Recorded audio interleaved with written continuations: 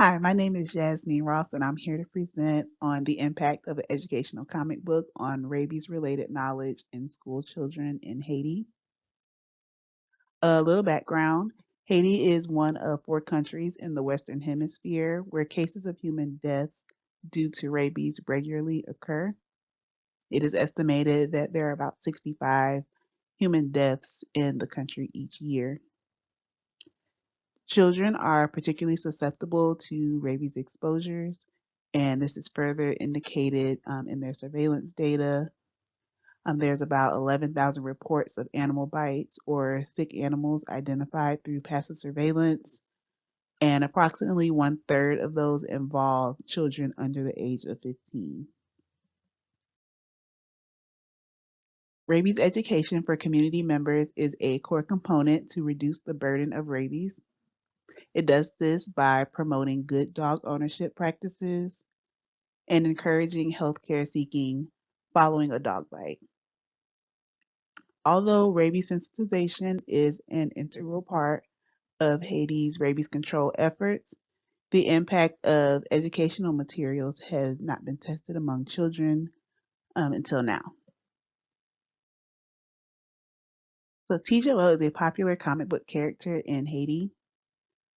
The goal of this comic was to target the youth with a captivating story and colorful pictures combined with rabies messaging. Studies have shown that health information linked to pictures, such as comic books, has been shown to increase attention and improve recall of health information compared to text and spoken instruction. So, for those of you who are not familiar, I'm going to give you a brief synopsis on the story of T. Joel. So, T. Joel is hanging out with his friend when he comes across an aggressive dog.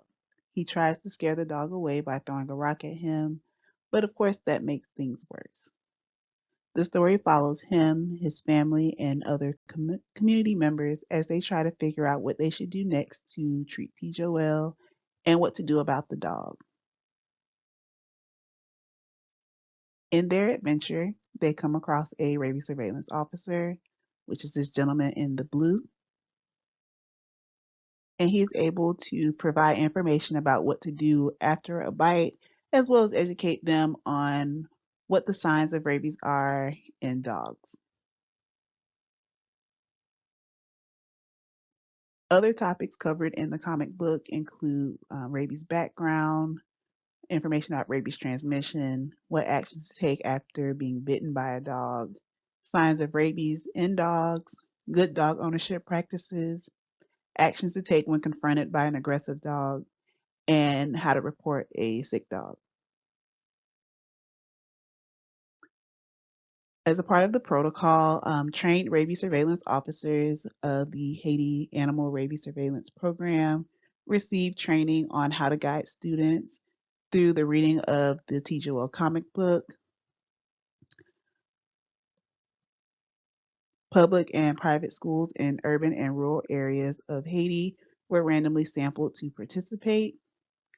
Students in a class received 3 assessments, one pre-test before the guided reading, or exam 1, and a post-test immediately after the guided reading.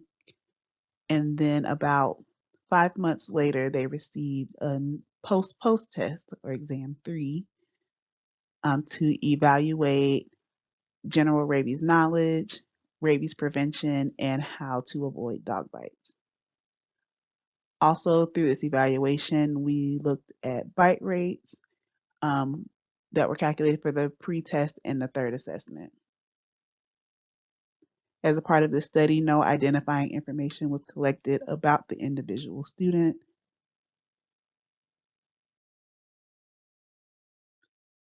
Of the participants, there were 20 schools in total across 4 departments. 70% were private schools, and 65% were in rural communities.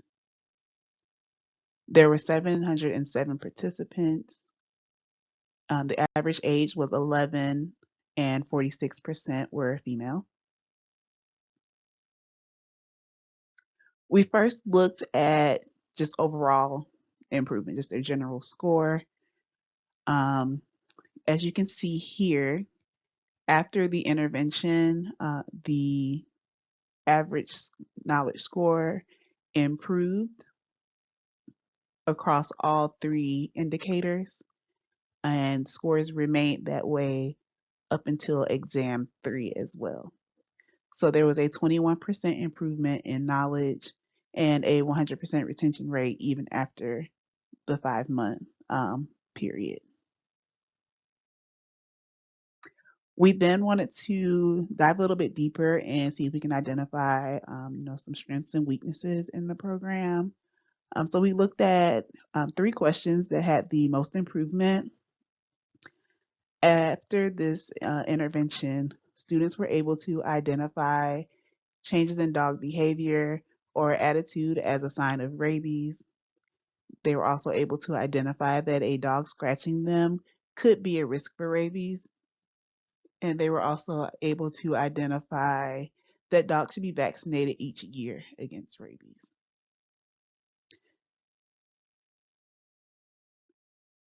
We then looked at the questions that had the least improvement. By exam 3, students were unable to remember to watch a dog's behavior to prevent the dog from getting rabies. They were unable to remember that finding a dog dead was a potential sign that a dog has rabies. And they were unable to remember that they should tell an adult if they see a sick dog.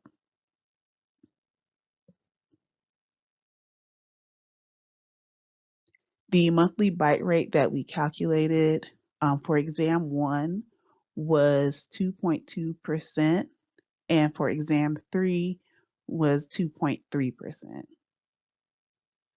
As a result of this intervention, the monthly bite rate remained relatively unchanged between the 2 exam periods. The comic book and guided reading did not seem to have an impact on bite rates in this population. Interestingly enough, the questions pertaining to bite avoidance had the least amount of improvement among students as well.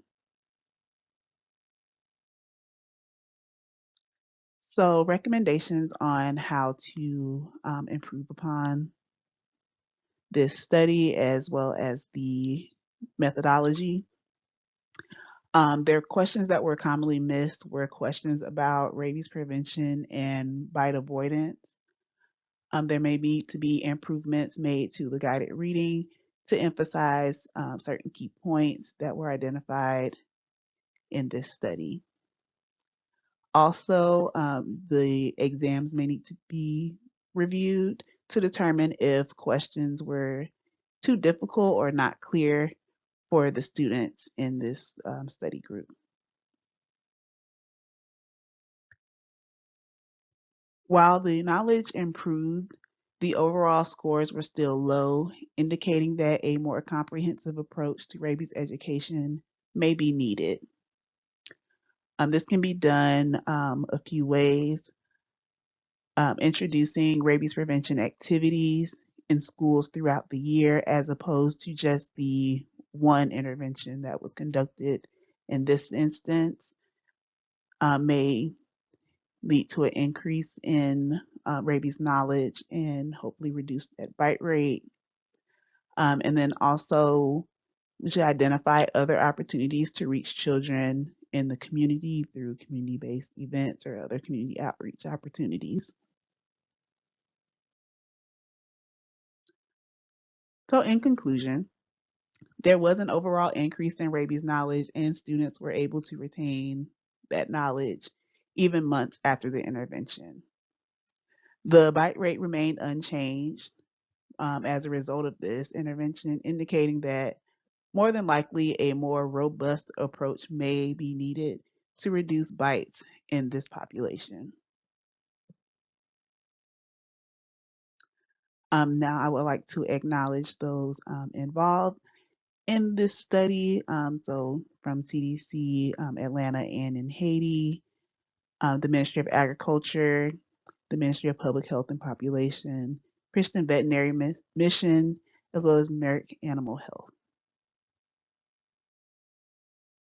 Thank you.